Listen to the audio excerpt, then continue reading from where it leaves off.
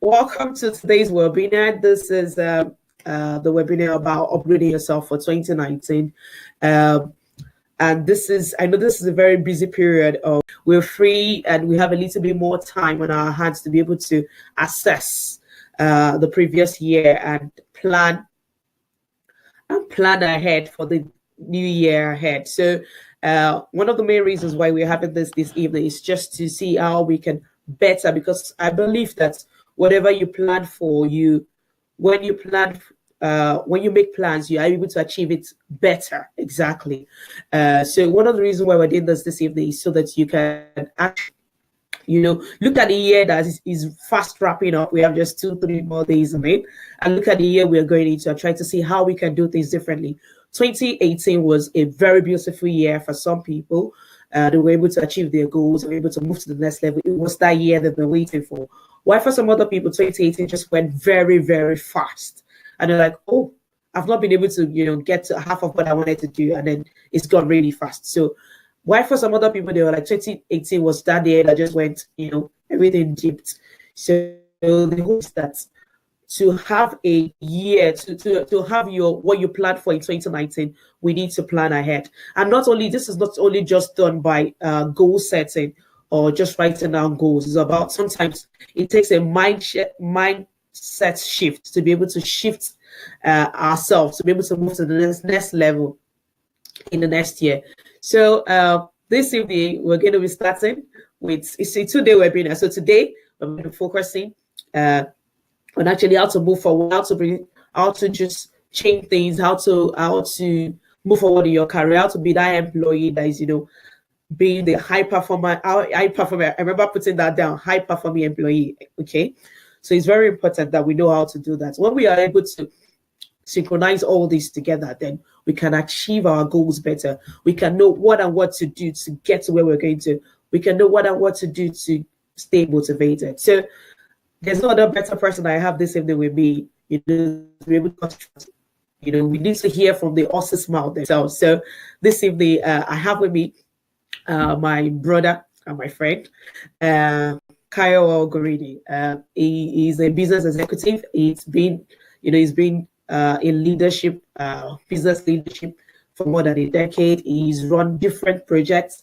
He's been in different industries. And so he kind of know how this works and how it translates. Because one of the things people say is, oh, I have the skills, I can't translate it to another skill. Yes, he actually he studied engineering, but he's not just limited by engineering. He's a executive working in fields that are not even engineering related per se. So it's my pleasure this evening to welcome Mr. Kyle Gorini. So I'll be handing over to him, and I believe that by the time he will be through with us, we will be hugely imparted. Thank you. Over to you, sir. Can you hear me now? Yeah, brilliant.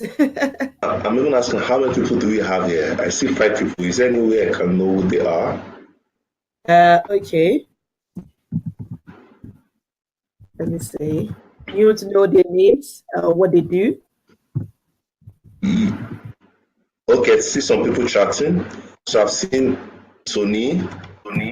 Yeah, but at least let me have a feel. Will they be able to participate apart from text? Can they talk? They can chat with us. Okay, so let's spend in that next 30 seconds just your name and what you do. Just a little background of yourself, 2, 3, 4 lines. I think that will do. So at least I can have an idea of the kind of people I have on the call. So Tony, yes. Can you just now? At least I know you're Tony. So what do you do? How long have you been doing it? You're married? Do you have any hobbies? Just in 3, 4 lines. It just helps me have perspective to the class. So the session is not in class. I'm not lecturing. You're mind. So do you have the names? Yeah, I think I should be able to see. I just want to put up a slide just to have a brief introduction of myself. I intended to do a presentation, but on the second thought, I changed my mind. I felt that as much as possible, I should let it come from the heart.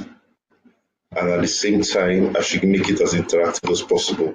Okay. So I'm just going to turn on the camera now, and then it's over to you. Thank you. All right. Thank you. I wish I could say more. I would have said, but you should please give me a round of applause on the food setting. Yeah. So good evening, everyone. My name is Kyle Grande. So first and foremost, I really wanted to appreciate Tolu for the beautiful opportunity for us today to meet and the good heart she has to try and empower as many people as possible. So I just wanted to give you background to who I am and what I do. So I had my first degree in University of Technology at Akure, where I met the lovely woman Tolu and her husband. I studied electrical engineering, after which I proceeded to University of Lagos for a master's in information technology. Then I had a stint at Lagos Business School where I had my executive MBA done. I'm proud to say dusted.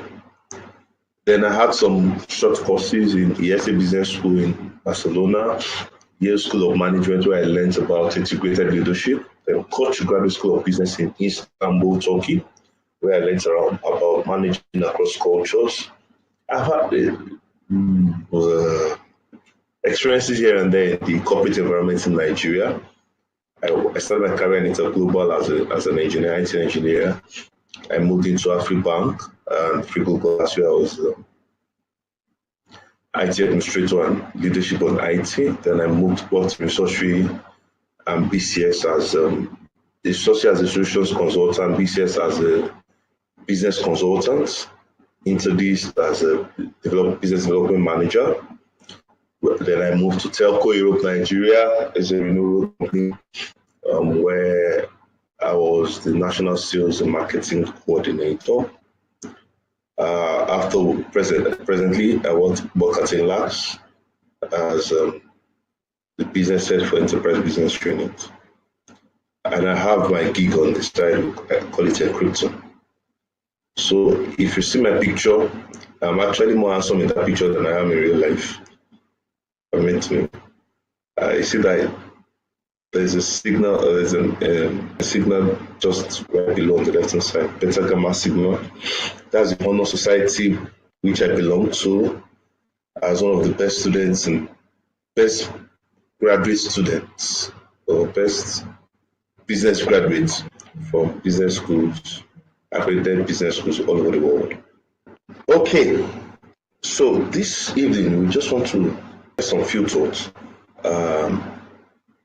about how we prepare ourselves for 2019. I'm going to be placing a lot of emphasis. Yes, the principles I'm going to be sharing are global. The principles apply everywhere you may find yourself, anywhere in the world. However, I'm going to be domesticating them to the peculiarities of the Nigerian market and the Nigerian economy, such that you just don't have the principles, but you have practical applications of those principles and how we can make the best for ourselves in the incoming year. I'm going to be discussing three major things today. I really wish that people can talk to. I really wish that it was like a conference call or that kind of thing, because I really want to have feedback, but we have to make do as it is. But please type. I always like feedback when I'm interacting. So please type as anything comes to your mind, any question, any concerns. If I ask questions, please type answers and let's take it from there. So three things that I've been assigned to address today. One is recalibration, how to recalibrate your life and your decisions and where you are, vis-a-vis where you expected yourself to be, and vis-a-vis where you're intending to see yourself. Then the second thing I meant to talk about is strategic positioning. How do you plan the strategy for your life and how do you execute it? Then how do you break your strategy into strategy, tactics, and operations? And what methods do you use to achieve that? Then how do you navigate a career switch? I've successfully done that probably more than once. I've moved from being a core techie into being a pre-sales, and presently I'm a full salesman. But at one point or the other in our lives and careers, we may have to negotiate a career switch. So those are the three major things I'll be hoping to cover today. But first and foremost, I want to paint a picture of why this session is even important. Why do you want to waste the next perhaps 1 hour of your life with one bloody big head called Kiowa and one troublesome woman called Tolu? And we are saying that we don't even want it to be just 1 day, we want it to be 2 days. Why should you even waste your time and life with us? Have a few thoughts that may convince you that this is an investment worth making. Number one, let us review Nigeria as it is. So I'm going to review Nigeria. We're going to review your life. Then to come over so that things need to change. So number one, we have a Nigerian budget. I would have asked, when was the budget for Nigeria for 2018 passed into law? But since you can't answer me, let me answer myself. It was passed sometimes in June, July, if not August. That was when it was signed into law. A budget was meant to start from January. So the budget was passed into law as at June, July, thereabout. Half of the year was already gone. And one of the things you should already know about Nigeria is that the budget determines everything. So that budget passed into law mid-year. The present execution of that budget, as of today, is still less than 50% of execution. Meaning that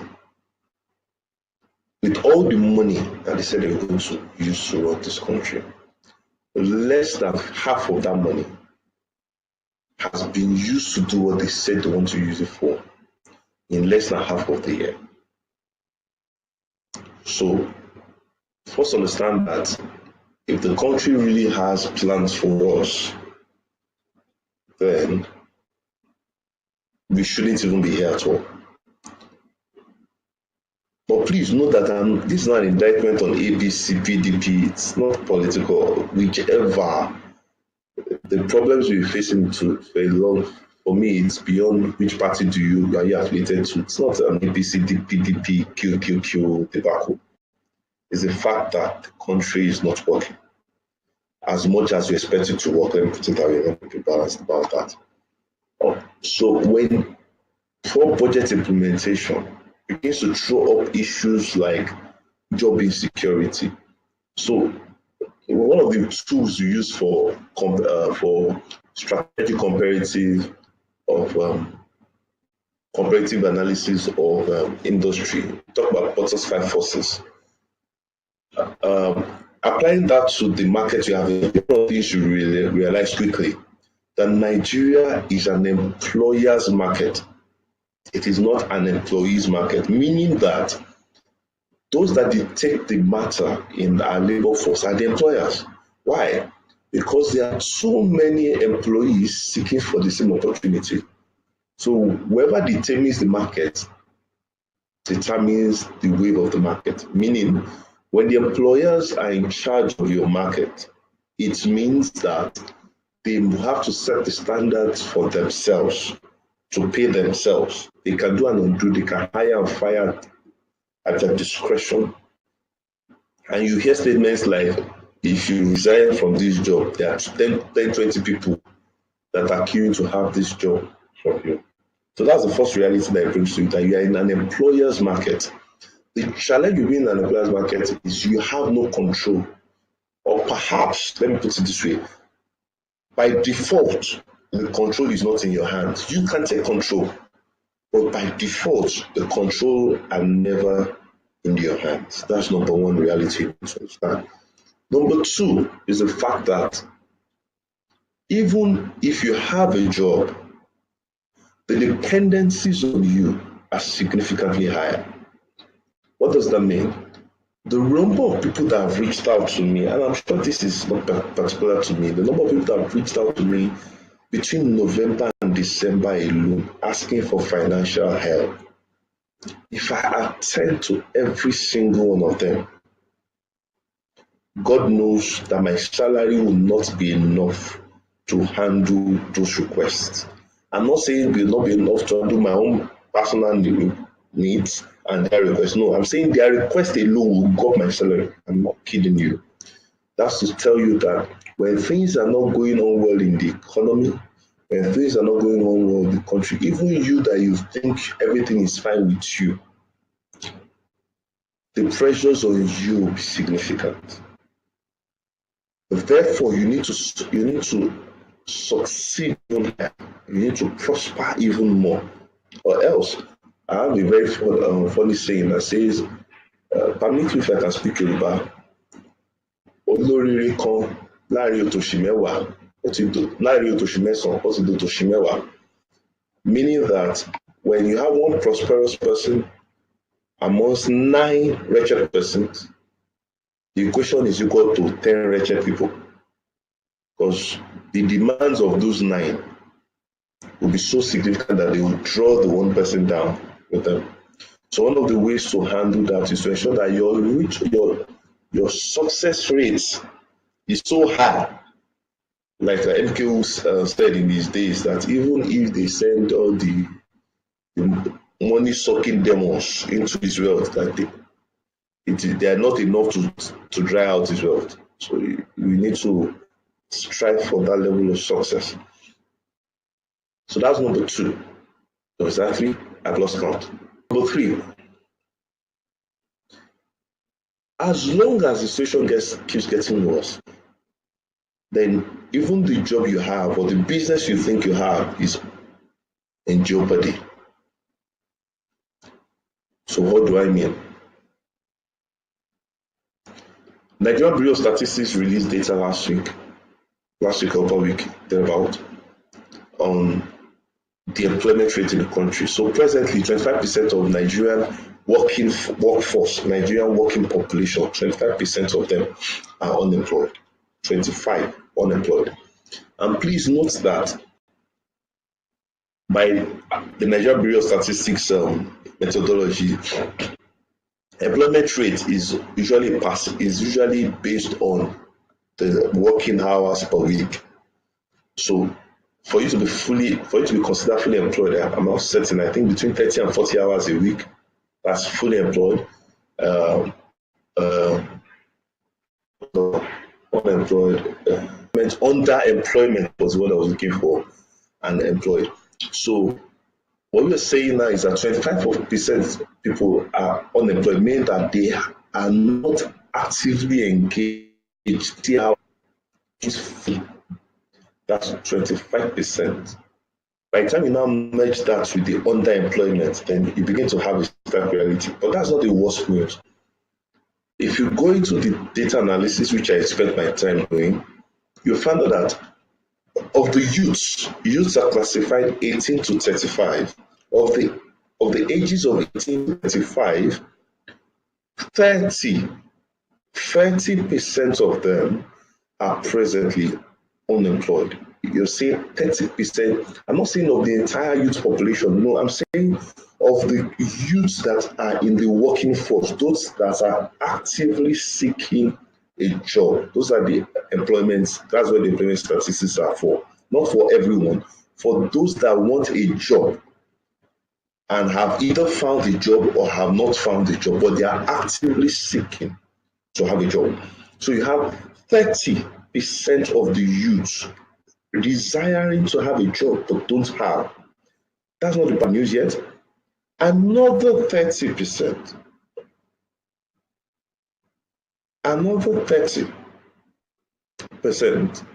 are underemployed, stating that they are having just about 15 hours to 30 hours a week on the job, meaning they still have a lot of free time in their hands to do what they want to do. So when we're saying that 60% of the employed of the workforce between ages of 18 and 35 don't have full employment. If nothing scares you, please let that scare you. That is a major time bomb. Election violence, a lot of miscreant behaviors, armed robbery, all sorts of things, Boko Haram, castle rustlers. That is the basis for such things. And we all know people who have lost their jobs within this period, and it's been really tough. And that is still not coming into some new realities that will happen in 2019. So 2019, some things will happen. Number one, crude oil that has been a major. Okay, so one other thing I should even mention, our 2019 budget that our President Buhari just read to the National Assembly last week, I'm sorry to say that budget is dead on arrival. You can quote me anywhere, that budget is dead on arrival. Sorry, dead pre-arrival, because it hasn't arrived. Because all the benchmarks we use in that budget have all been nullified. One, we use $60 per barrel as a benchmark. That doesn't exist anymore. As of today, it's less than that. We used the 300 or 310 as our benchmark for exchange rate. That has fallen out of the window as I'm talking to you. That doesn't happen anymore. We used, I think, 120 million barrels of crude oil production per day. That is hanging by the thread. We used 11% as the inflation rate for 2019. The CBN governor himself has told us that his expectation for inflation in 2019 is between 13 and 16%. So that has gone out of the window. And yet, that budget is still smaller than the 2018 budget. The 2019 budget is smaller than the 2018 budget.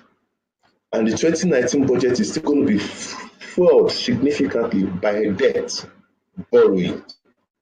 The debt crisis in Nigeria right now is so significant that even the private sector cannot access funds from the market because the federal government is crowding out the private businesses from having access to the market. Okay, so when we paint all these pictures, the question is there hope? That's the question we all have. Is there really hope? Number one, in the midst of chaos and insecurities and economic downturns, millionaires are being made every day. Buildings are going up. Has anybody visited Ikoyi in recent time? On Oswald what's that? Alfred Durani Road alone. Do you know how many buildings came up this year alone on that road?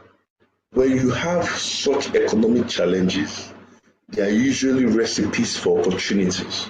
The question is, have you been trained in identifying opportunities? Have you been trained in seeing opportunities where there are seeming challenges? That popular statement, a stumbling block becoming a stepping stone. There's a law of I've forgotten the term, exact terminology right now. But what that law states is any city can control you has exactly the same potential to make you elevate you.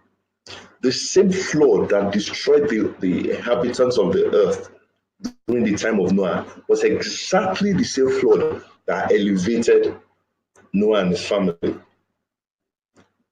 Permit me, I'm a Christian, unapologetically so. Jesus said, I have come for the casting down of many and for the lifting up of many. So even Jesus himself, when he came, some people will be cast down, and yet some people will be elevated.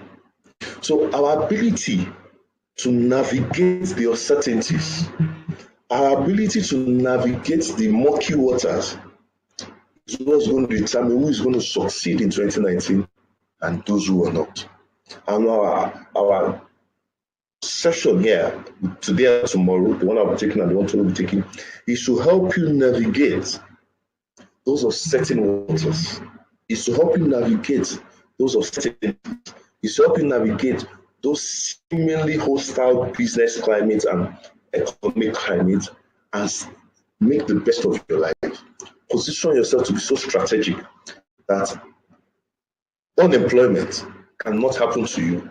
Business failure will not be your portion. So I think I've been able to set the tone to understand that it is not business as usual.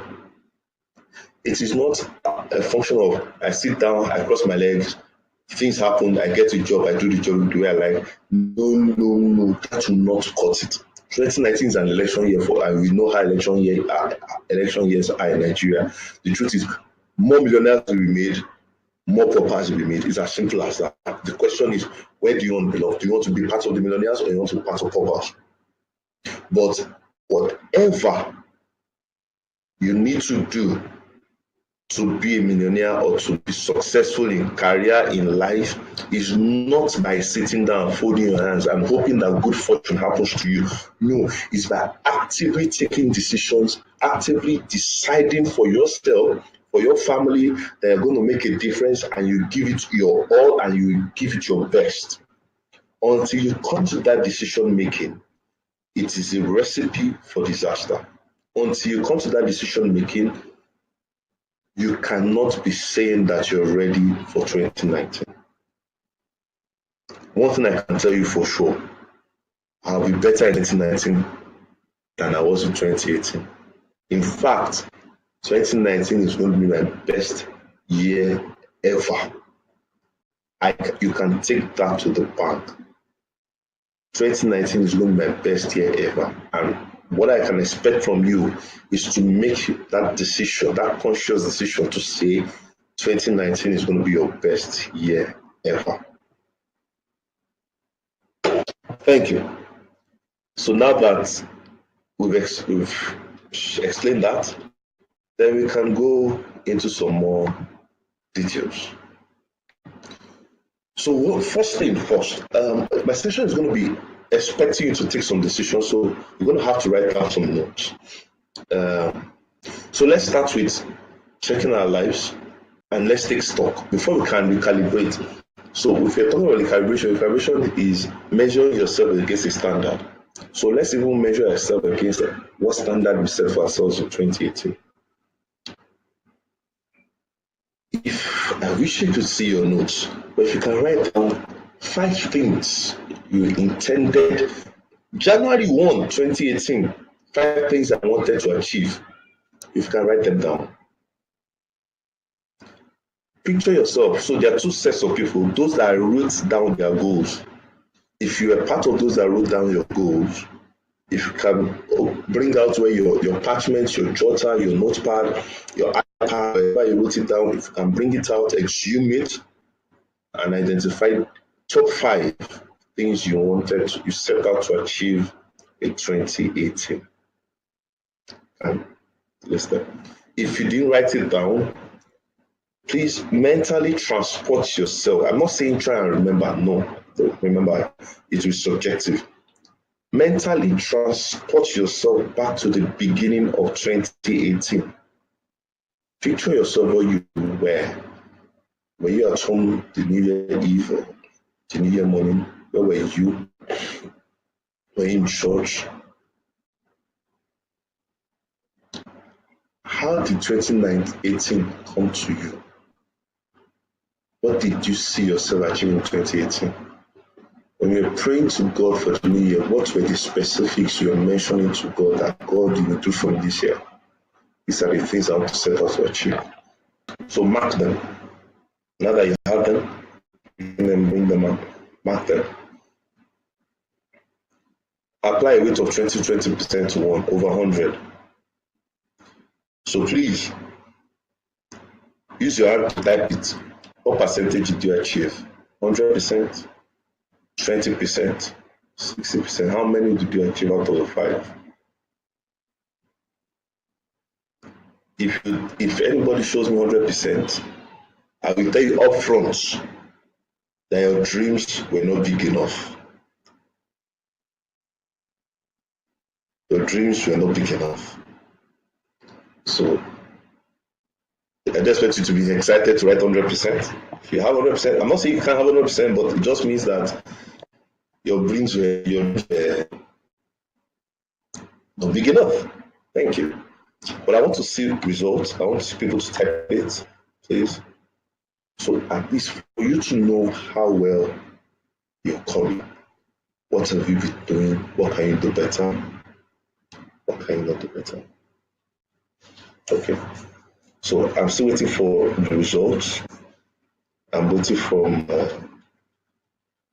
Tony, from Afolari, Abayomi, Titilope Opeyemi, and Mr. and Mrs. Oseni. Thank you. So let's now go into, without even speaking any big English or goal settings, just beside what you envisioned for yourself for 2018, write down the top 5 things you want to achieve in 2019. I can give you ideas. I want to have 10 million naira in savings. Tolu Lopez scored 60%. Hey, man, that baby she's a hero. So write down the things you want to, just top 5 things. There's nothing so critical yet. Top 5 things you want to achieve in 2019. You want to have $10 million in savings. You want to get married. You want to have a new job. Please, if you say you want to get married, after this session, write down what you want to see in your husband. What kind of home you want to have. It helps you create a proper mental picture. You want to get a new job. What kind of, one of the things I've realized is that you put a lot of, permit me to use the word, ambiguous goals. So you want a new job. What kind of job do you want? What role do you want? I want to be a sales director in a multinational or a Nigerian company. Pulling a revenue of $10 million per annum or $30 million per annum. Excuse me. In a company in VI, I want to be earning 2.5 million per month. I want to have an official kind driver. Make it as elaborate as possible. I want to relocate from where I'm living. From where you want to relocate from Egbeda to Ada or VI, state it. I want to relocate to VI within this so area. Just make it as plain as possible. So it's not just I want to relocate. You now relocate from Egbeda to Abeokuta or to Ogun State, except you are relocating for other reasons. That is not a good job based. That's relocating backwards. So you need to be clear as to some of those things. One of the things you realize is when you write down your dreams, when you write down your hopes and ambitions, every day it stays in you the hunger to push more, to strive more. I've seen people, I've been talking to a lot of people now about career change and career growth. I've been having successions very rapidly. One of the things that amazes me most is that most people that insist that they want a career move, they want to change jobs, they want to do this, don't take any steps. You don't have a properly done CV, you don't have a right CV, you've not updated your CV, you're not pushing out your CV, you're not actively seeking opportunities. If anyone is telling me that you are actively looking for a job, I expect at the very minimum, your CV you should have 3 CVs going out every week. Minimum 3 going out every week. And you're meeting people, you're talking to them. In fact, what I usually encourage people to do is list out 20 people that you know. List out their names. I think I'm jumping already. Somebody may need this. List out the names of 20 people you know, perhaps 30, if you can have up 30 people you know, the companies they work for, the companies you feel they can give you a lead into. Write down their names. So Kaiwa can give me a lead into first one. Either he works there, has a friend, or his father works there, whatever. Shegun has a link into Union Bank. Kunle is a worker in Sky Bank, whatever. List them out. Then plan how you will speak to every single one of them, either by phone. I'm not saying send CVs, speak either by phone, or you go to their houses, or you find a place where you meet them on the mutual ground. You must meet with all of them, tell them about the value you can deliver to the organization and why you need their referral to such companies. Convince them, do your interview with them first, convince them why, if any referral they give to you will not be a waste of their time, and you promise you not let them down. When they've agreed to you, then you go back home and send your CV to them, or you can have it on your phone and just send it to them right there and say, please, I'm counting on you to share it with the appropriate person. And you do that for 30 people. Give yourself space within 2 to 3 weeks, 30 people. At the very minimum, 5 interview sessions will come out of that. Your chances of landing a new job is much higher. What I see people with now is, I'm looking for a job, any job. It doesn't work like that. Anything does not work again in Nigeria, especially not in 2019. So in anything you want to do, you have to be strategic. You must have the mindset of a go-getter. And that's one of the things Tolu has been insisting, is a mindset change. The desire to say, I've had enough where I am, I must move up to the next level. Whatever it takes, I must break the shackles that's holding me down. The mental barriers are blocking me from succeeding. Where you are today is 100% of your making. It is not your father's fault, it's not your uncle's fault, it's not your sister's fault, it's not the man that said he was going to help you that didn't help you. It is nobody's fault but yours. The moment you begin to take the decision for your life and accept the consequences of those decisions, the first barrier to your success has been broken. So you must sit down and set those goals yourself and begin to enumerate steps, detailed steps. This, please note, this is not for the lazy. This is not for people who take things casual and say anything. Whatever will be mine will be mine. Please, if that is you, perhaps you stand a better chance in Finland, or you may stand a better chance in which of those countries that live by Norway, or Dutch. But in Nigeria, whatever is yours is being colored. I mean, by somebody else. They are presently coloring it.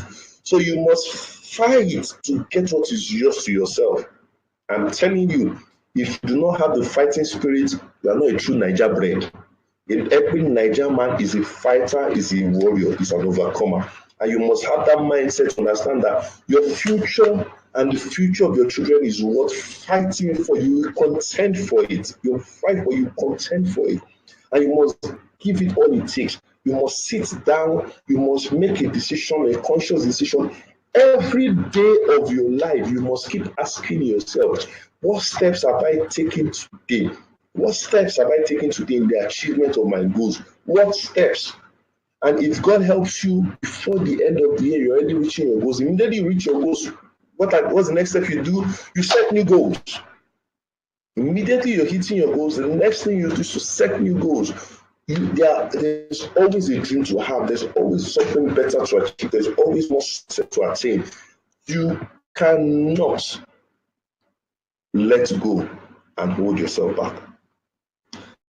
So I think I've done a bit of justice to that. So in the context of recalibration, just to wrap it up, it's a journey you yourself must embrace yourself and teach yourself, which is within the parameters God has given me. What goals can I achieve in 2019? And what are the steps I need to achieve that? One of the things I've also noticed when you tell people to do these things is that they set goals that are too small. But there are two ways for you to have the right scope of goals. Some people set to ambitious goals that are practically impossible to achieve. So after the first 2 months, they become very discouraged. And some set too small goals that they don't need to exert themselves to achieve. But two ways I've seen two things I've seen that helps people to set better goals. Number one, have mentors and role models that you look up to. I'm telling you, people that, and they don't necessarily have to be older than you in that context. Maybe somebody in your company doing what you're doing, but doing it better than you. And you say, no, if this guy can be achieving this kind of result, I want to achieve this kind of result. One of the things I've learned so much, like I was saying, there are two ways that I've seen for people to be able to set the right kind of goals. I'm not going to give you formulas of your goals must be smart, must be specific, measurable, achievable, what's the R, and timely.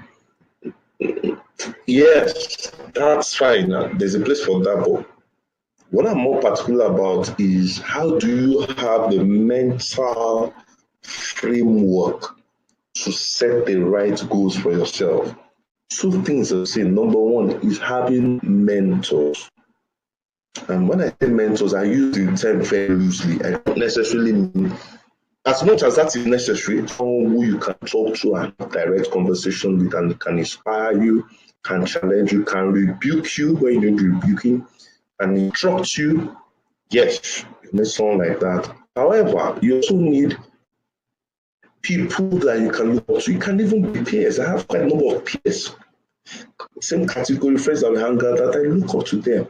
And I'm like, wow, if they can achieve this, all I just need to do, like I told you, I was saying then, like I learned from Brian Tracy, is when you see a successful person, don't try and go and struggle to go and become successful on your own. Go to the successful person. If you can talk to him, if you can't talk to him, just watch him. What is he doing? Do it. But success is one of the most easily replicable thing ever. The challenge a lot of times that we're not willing to pay the price. So when someone is succeeding, as long as you can investigate and start success is one, legal, two, ethical. You can watch and see what he's doing and begin to set goals based on that for yourself. So either you have some a passive mentor. So for example, Brian Tracy, I consider him a mentor, even though I've never met one-on-one, but I've read a lot of his books and have a number of them like that. So when he paints a mental picture for me of the things I can achieve as a salesman, it's easy for me to think, guys, no. My vision for last year was small. My vision for last year was small. I've set something higher this year. I just read Brian Tracy, just showed me I can do it. And I'm setting for myself. Which takes me straight into the second way. Read books. Read books. I'm begging you, in the name of God. In the name of God.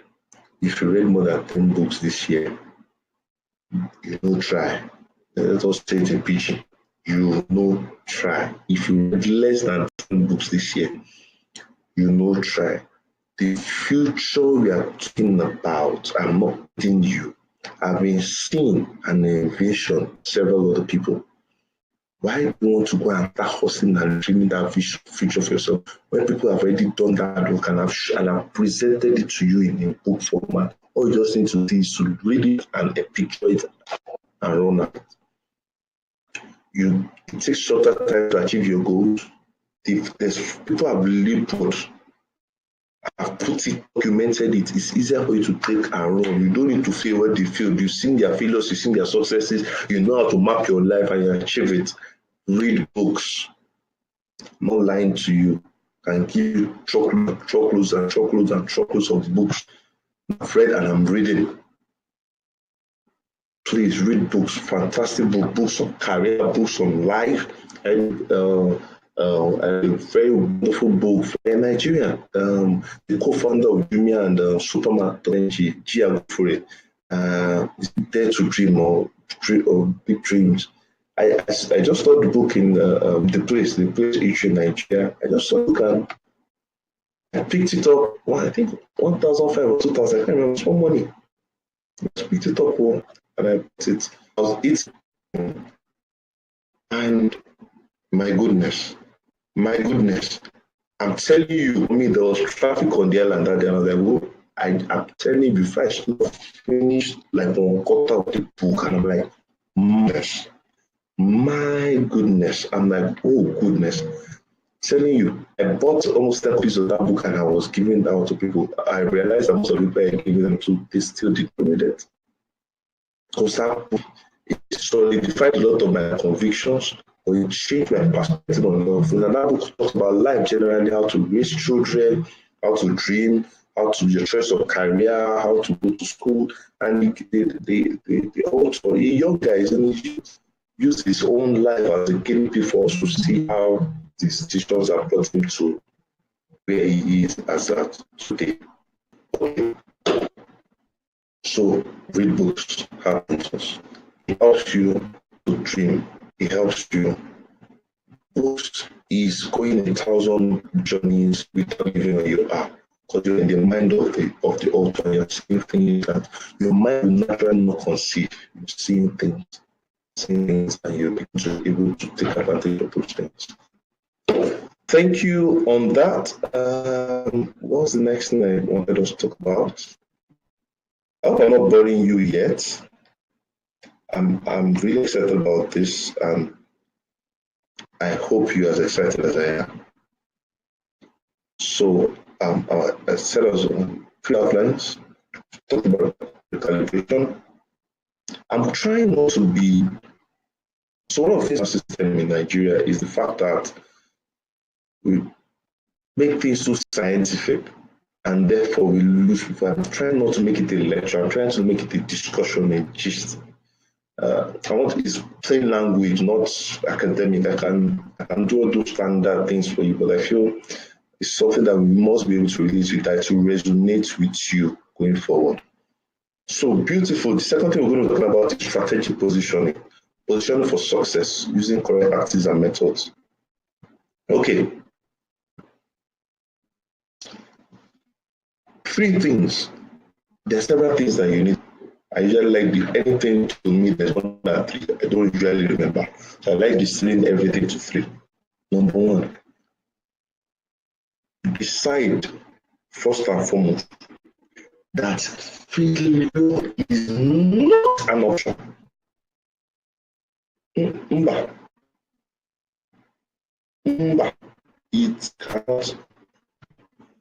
In fact, what I've done with my friends, and you can do it with your friends too, is that we've signed a covenant. You get the word, not an agreement, covenant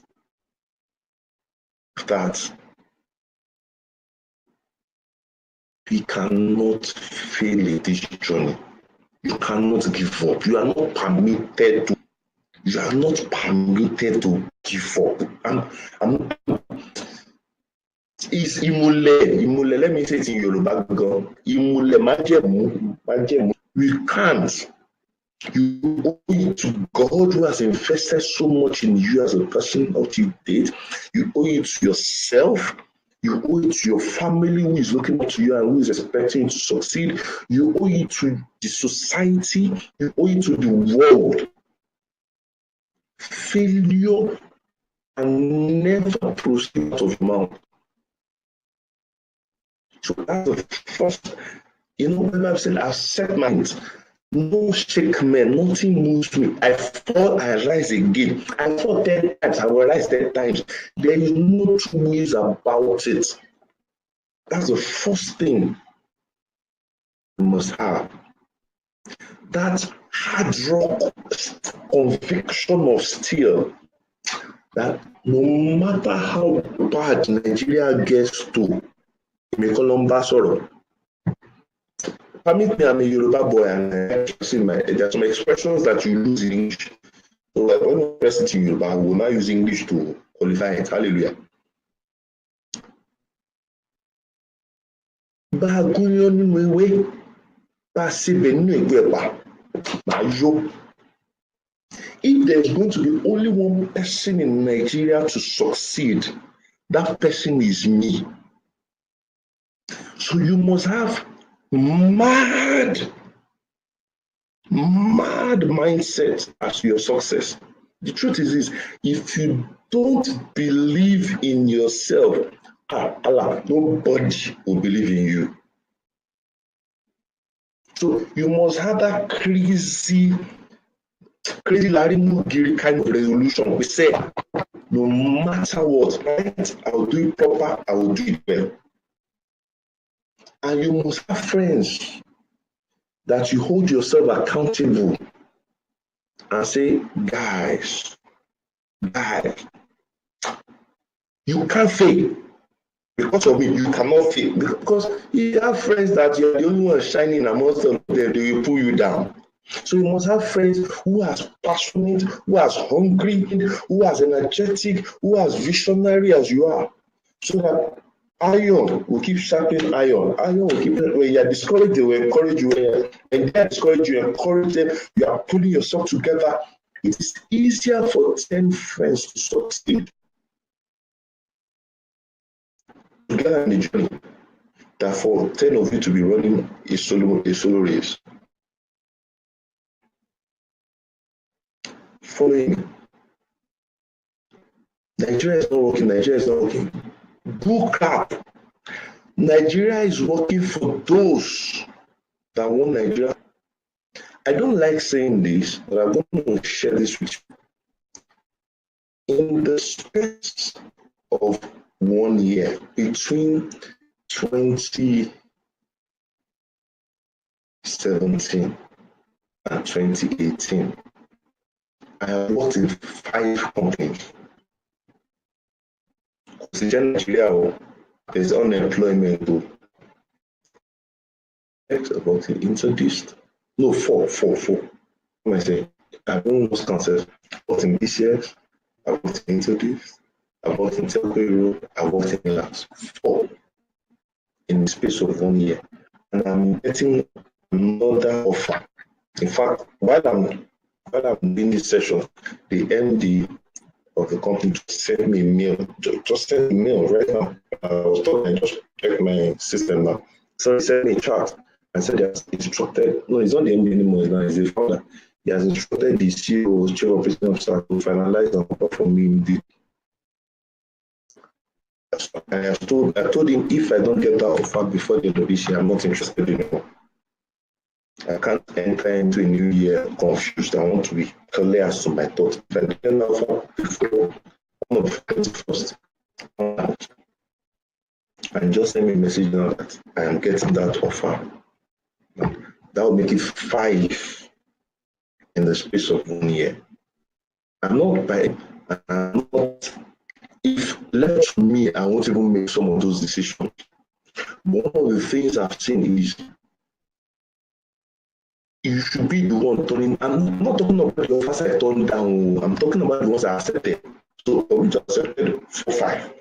You should be out of how many I'm turning down. And this is in a country where people say there is no job.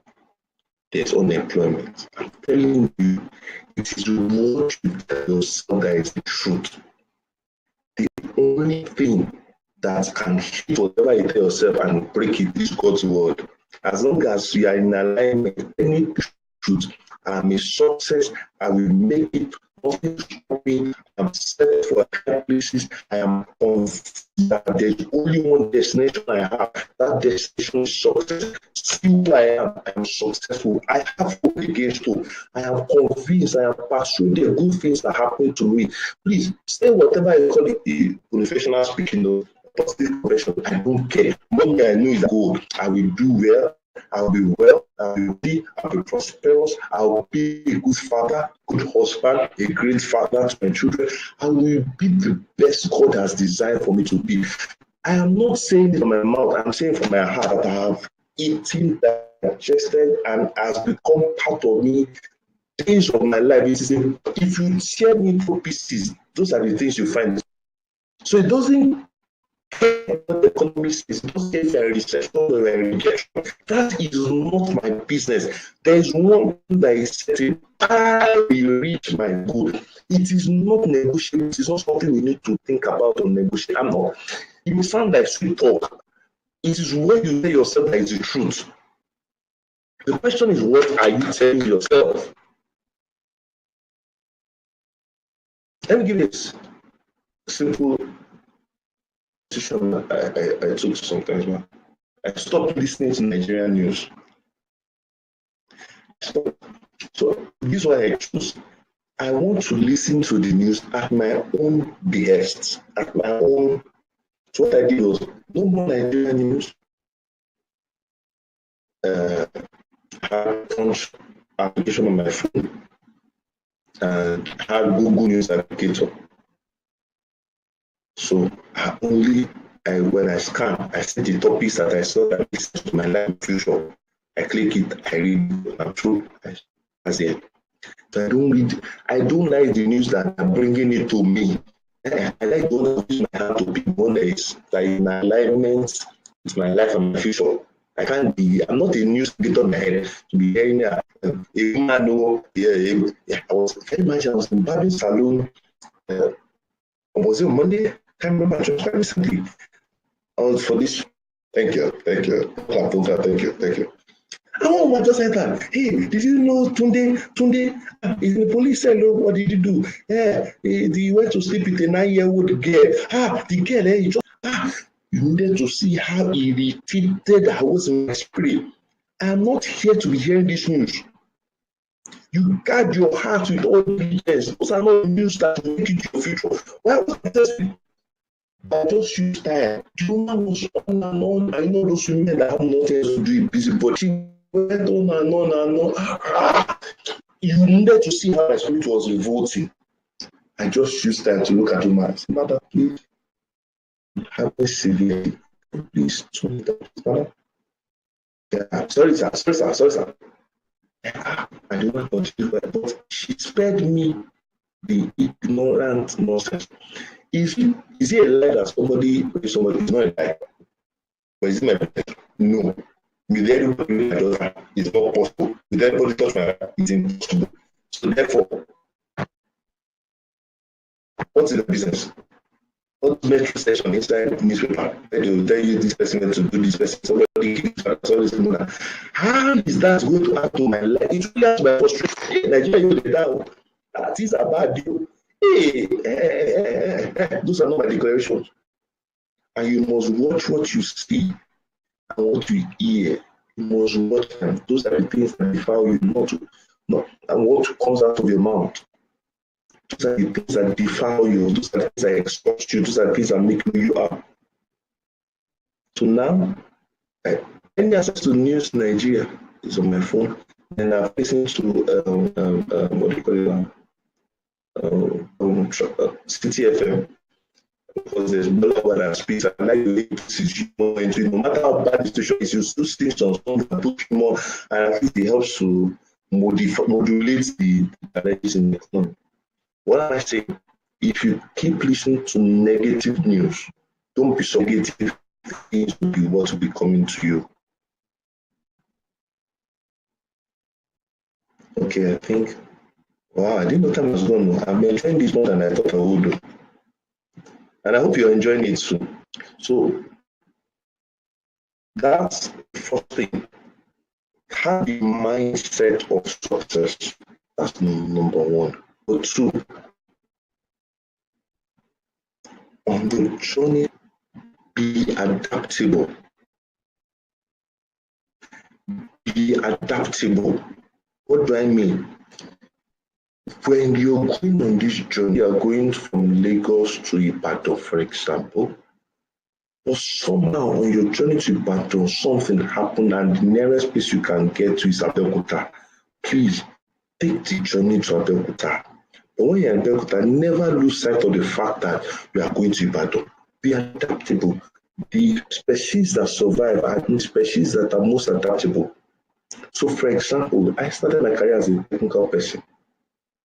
At some point, I started and said, I cannot get to the peak of my career except I put a bit of sales and administration into it, I can't be a serious technical person. So what did I have to do? I had to start drawing a career path. How do I add sales? What career choices can I make? I can add sales, business process engineering, administration into it. Then I got the pre-sales job. Pre-sales means in IT world, pre-sales is someone who is pre-selling, is a technical person, but must have sales skills. I jumped at it at a pay cut. At a pay cut, I jumped at the opportunity because I knew where I was going. And when I got there, instantly I started scheming, how will I get into sales or administration? How will I get into sales leadership, administration leadership, business leadership? My mindset, when I was starting my career, my target was a CIO. My career target was Chief Information Officer. Instantly, my mindset started changing to becoming a CEO. How do I become a CEO? That was what my mind processing. From there, I did my career plan and said, no, I need to have an intervention. Lagos Business School. So, okay, what will it take? Then I think it's about 7 million naira. There I told myself, 7 million naira to school fees. You're joking. I said, baby, whatever it takes, I can do it. And that's part of the saying. You have that grit. That's why I went to Lagos Business School. But then I came back, my head was hot. So, okay, while I was there, I found an opportunity to switch my career into sales. I took it with both hands. Sales and business development. I took it with both hands. I moved into it. And that's what I'm doing today. Do you understand what I'm saying? So your ability to evolve, your ability to see situation and adapt to it is what's going to determine who's going to survive it. That's the second thing. One is having the mindset of success. Number two is your ability to adapt to whatever situation brings at you. You can't reach it. Those are rigid breaks, but those that can bend can overcome their challenges. Why do you think water is a powerful force? Bend over any obstacle you place from its way. And that is how you must negotiate your future. Number three, no matter what, never lose sight of the end. Lose sight of the end. Let me give you a simple illustration. If this is where I want to end it, it's fine. A lot of people, and this will resonate with some of us, a lot of people have promised themselves they don't want to be like their father or they don't want to be like their mother. A lot of people have negative references. I don't want to do this, I don't want to do that, I don't want to do that, I don't want to do this.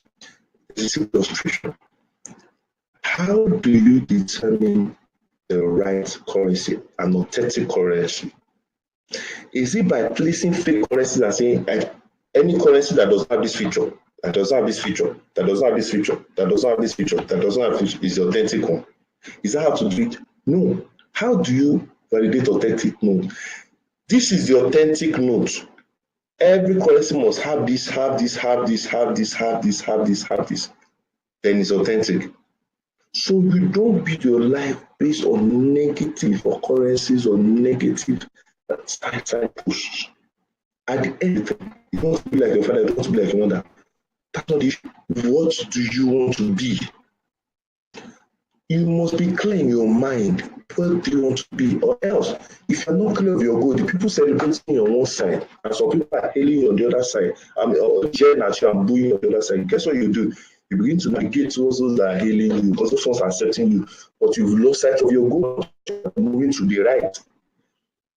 If you're not careful, both those that are hailing you and happy for you, and those that are booing and jeering you, if you're not careful, you can get distracted by either of them. You lose your goal. One thing I learned at a very early age is that praises are like perfume. You smell it, you don't drink it.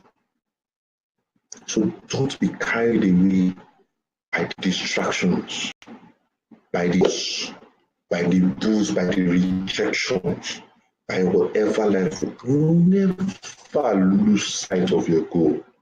Your life depends on it. So I'm trying not to give you formulas. I'm giving you real life experience discussions on how we can get. Do I still have a few more minutes? Because I'm still meant to handle career switch principles. Okay, so I think, okay, that's fine. Thank you. So I don't think I will spend too much time on the career switch principle. I've already told you how I switch my career. So it's a simple, first and foremost, everything is possible. That's first my everything is possible. I've had one of my friends, he started as a geologist. He started practicing as a geologist. He ended up as, he's not CFO in the he was CFO in Lesego, he's not CFO in Ayuko Insurance. Anything is possible. The question is, what motivates you? Let me read. So when I started my career as an IT person, using IT as I don't know how I meant to lose husband. I was already doing IT as a freelance. I was enjoying what I was doing. So even if they're not paying me, I was ready to do it for I love what I was doing. So that was passion. Then I realized I could do more. I had the ability to convince people, to persuade people. I could sell. I could administer people. I had a team. I was managing them. Why am I managing a small team? Why can't I aspire to be a CEO and manage an entire company? I have passion for business. My father's an accountant. I always do business with him. I read. Before I went to university, I could read financial statements. Nobody taught me. And the question was, so what's stopping me? So the first thing you must be clear in your mind is, what is directing your career aspirations? If you have passion for accounting and you love it, there's no point trying to be a CEO. You'll be frustrated, not because of the glamour, because of the prestige that comes with it. There's nothing inside the AC and sweating. So you must be clear in your mind what you want to achieve. And that's one of the privileges of having mentors and having books. So you have people that can guide you and help you and point you in the right directions. When you have that, then you now need to begin to say, what's the peak in this passion? This passion, what's the peak of my career, this passion? You must be clear in your mind. So, for example, I had the option of taking two jobs to an HR firm quite recently. And she was like, I should take that job now. I'm going to be, I said, I'm going to, in the kind of company that is a very wonderful company, it's one of the biggest FMCGs in the world. And the role was a big role. I told her that if I take that role, I'm locked in for life. They've locked me. That is not my peak. I know I can do more. So I'll be the head of IT. And that's the peak I'll get to. After that, they can't translate me from IT into being a CEO. It's not going to happen. So I'll be getting fat salary, but my personal fulfillment is not there. So I've been taking pay cuts, I've been making sacrifices because of a dream. My family is not living in the affluence we can afford to live in because we are sacrificing for the future that is certain. And that's one of the things dreams will do for you. When you have the right dreams, your decision you make will not be painful because your sights set on the dream. And I won't end by this. And I declare that I'm unapologetically Christian. When Jesus when he came to this world and he had to die on the cross, the Bible says of Jesus that because of the glory that has been set before him, he endured the shameful death on the cross. When you have a vision, no matter the crazy circumstances you may be facing, no matter the challenges and the situations that may be militating against you, the desire, that expected end, the desire and the joy you have at that expected end will help you overcome. One of the things that help us succeed as salesmen is before the year, you already have a mental picture of what you want to achieve. Okay, this I want to have 20 million naira savings, or this I want to buy this. So even the customer tells you to come and you are waiting in his office for 4 hours and you are frustrated.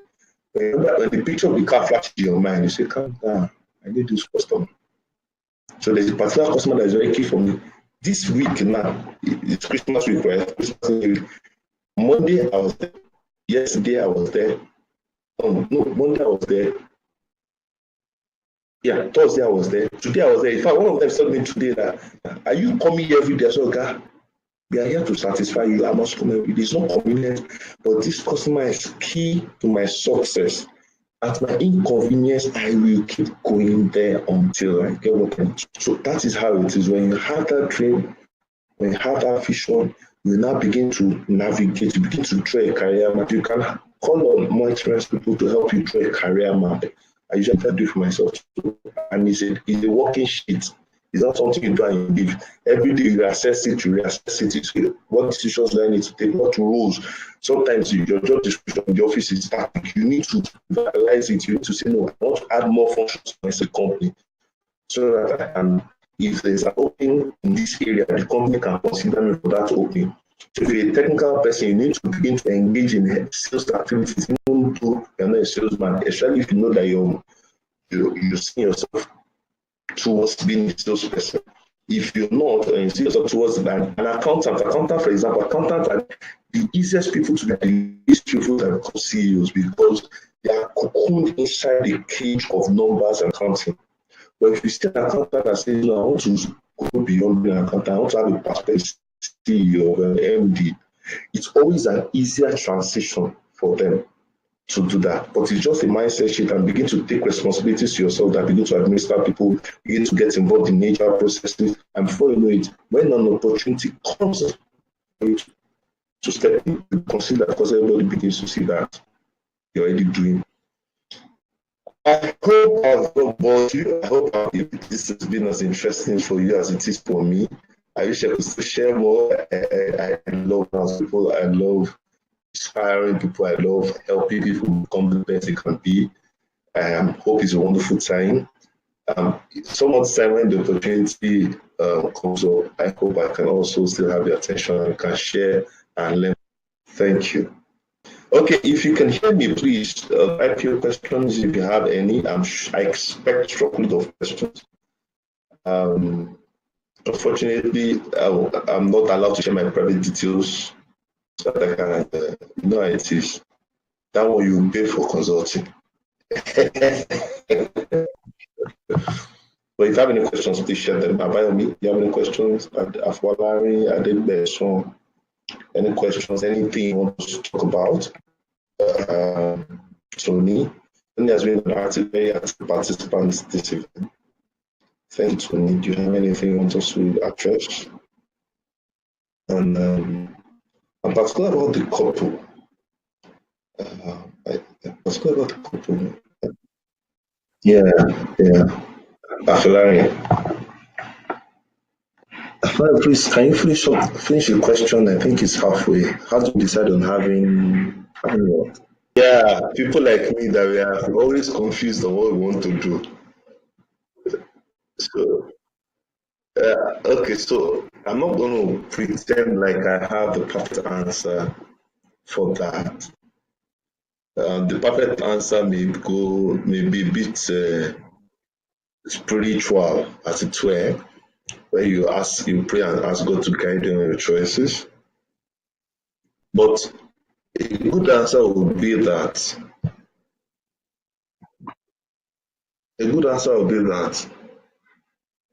Okay, so this is what I do. At every point in time, I have to see two things. Where does my passion lie? And what career choices can help me make the best of my passion and my abilities? So let me give you an instance. When I was starting my career, in fact, when I was starting out, why did I even choose engineering in the first place? I liked to think. I was analytical. I liked mathematics.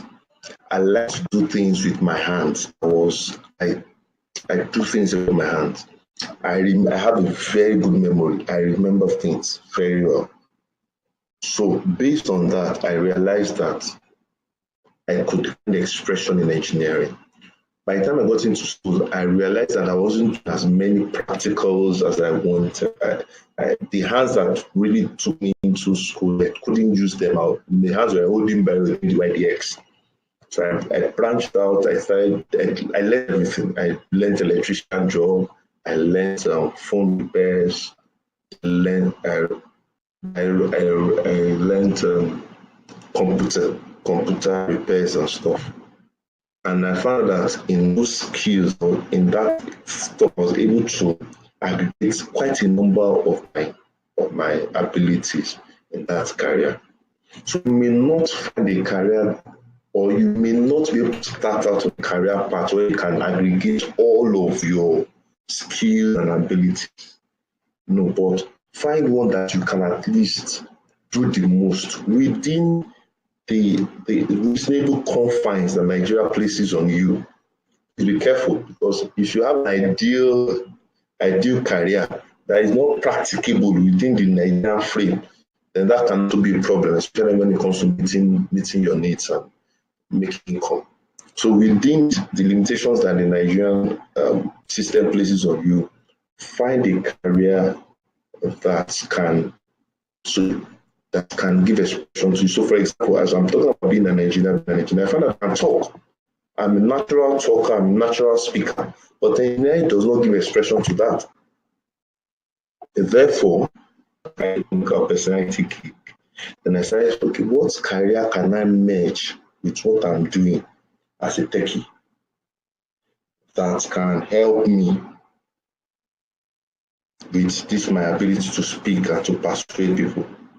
Then I saw that there's what they call pre-sales. Pre-sales is, like I said, technical sales. So it's merging technical skills and sales skills. Beautiful. I went into that.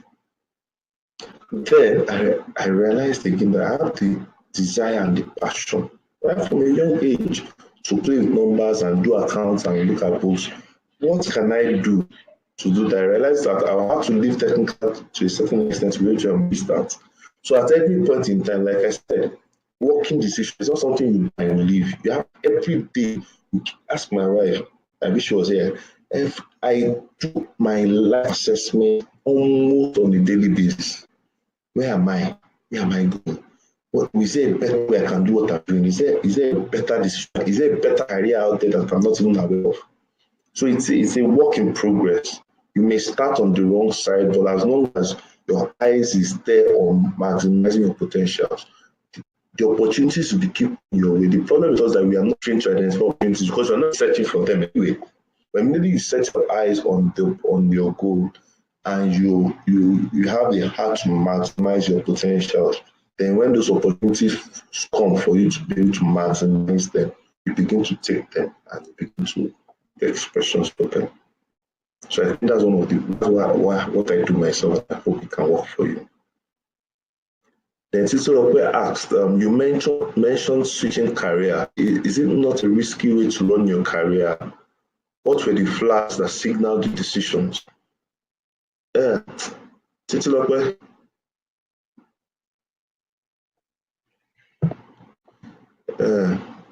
not taking a decision is a risk. I'm not apologetically Christian, so you always have a lot of Christian anecdotes and Christian verses in what I do. I'm sports. It is who I am. You can't separate it from me.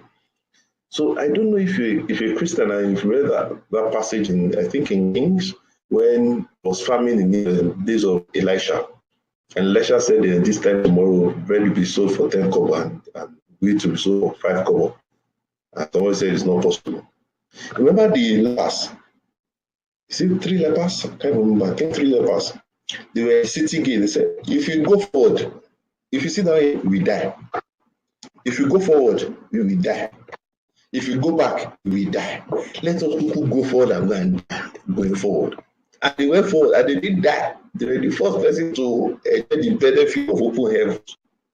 So what I've learned is not taking a decision in itself is a risk. And it is easier to steer a moving ship than to steer a stagnant ship.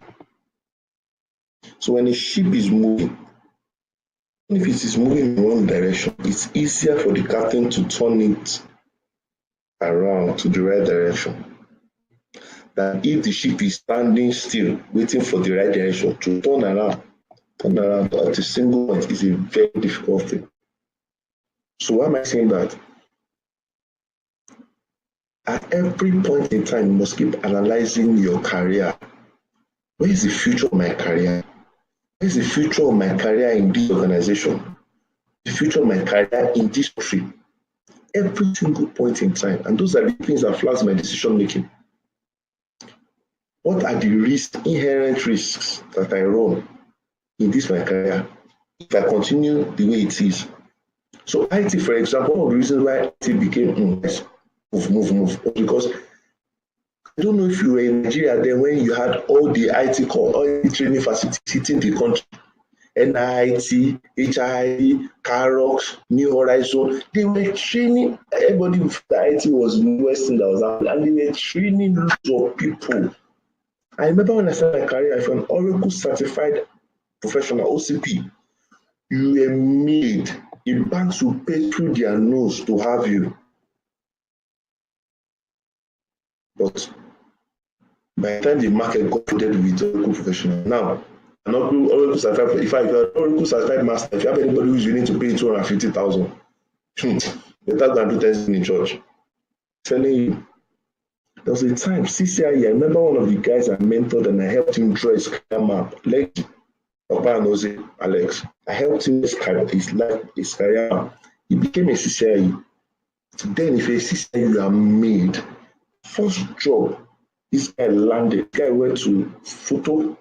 From photo straight, he went for courses. I think he went to CCIE. The first job I was one that got him his first job. His first job was 350K. Bam, landing salary, when money was money. Landing salary, bam, 350K. Within the space of 2 years, the guy had 4 jobs. He was moving one place to do that, one place to do that. He was a big boy. Bros, today, I can show you plenty CCIs that don't have a job. The influx of CCI, after that CCI was the next that was happening, now everybody went to do CCI. Now the CCI everywhere. If I have CCI that pay 150,000 naira, they will even say thank you. That's one. Number two, the requirement for CCI has diminished. Then for you to be a Cisco Gold partner, I mean this is a bit technical. For you to be a Cisco partner, your companies have 5 CCIs. So Cisco companies Cisco partners were looking for CCIs to employ. They needed them to meet requirements to become a good partner. Now in Nigeria, there is only 1 or 2 Cisco Gold partners. They don't care more. And those 1 or 2 don't have 5 CCIs. The maximum anyone has right now is 2. Because they realize that it's expensive to maintain all those CCIs. So why am I saying that is, even if you are the cutting edge of career advancement as of today, note that that condition can change speedily within business climate within the next 3-4 years. So when I was in IT, I reached the peak of the IT, but I knew that was not sustainable. I needed to keep being at the peak, or use that strength and diversify into a place where I can even find more expressions. So that's why I feel that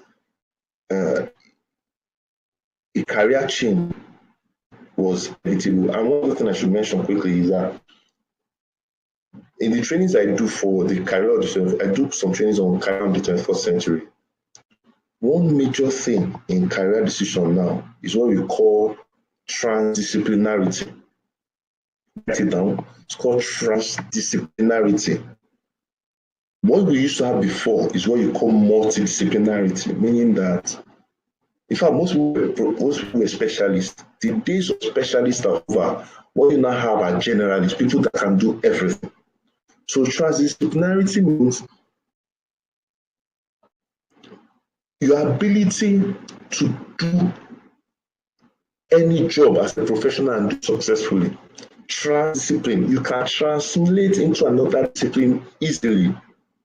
What does that mean? So, for example, the company employed you, the business development. If tomorrow the needs of the company change into sales, they don't need to fire you and go and hire a salesperson, you should be able to fit straight into sales. Tomorrow, the demand of the company change from sales into procurement and logistics. Your role must be able to into procurement and logistics and still be excellent. And that's why I see companies like the FMCG groups, Nestle's of this world, the Guinness of this world, the Flour Mill of this world, Unilever of this world. I see them succeed. Because when you're coming as a fresher, the first thing they do for you is management training. They train you on everything. So that as you begin to climb the corporate ladder, you begin that expression, today you're an account, tomorrow you're in marketing, next tomorrow you're in business development, next tomorrow you're in sales, next tomorrow you're in account. You are doing everything, you have ability to succeed in every of those things. What that does for you is that by the time you now get the top of the ladder and become the CEO, you understand how the entire business operates because you've been there and done that. And that's the expectation of anybody in the 21st century career is transdisciplinarity. So it is inevitable that you must navigate a career switch at one point or the other. Go where those days, I usually tell people nowadays, go where you say, I'm an accountant, I'm a lawyer. Those days are over. Now, this is what you say, I'm a professional. I practice accounting or accountants. I practice, I'm a salesman. True, your nomenclature can change from a salesman to a HR manager. Go everywhere, go to all the big companies. They can't, when this oil and gas company, Wando, quite recent, that was about to go. And the person that we thought was procurement manager has been moved to safety, HSC, just like that. Are you getting what I'm saying? Just like that, moved to safety, and he's expected to perform. He's expected to perform because they've been doing for 20 years. Can you can't do it and leave? They brought people that were in engineering to come and be doing procurement. It is how it is. You must be able to switch your career as the need arises. Come with those and say, this is how I went to university to go and get your ability to apply yourself into various fields must be fully developed, or else the career of the future, you may not just be able to fit in.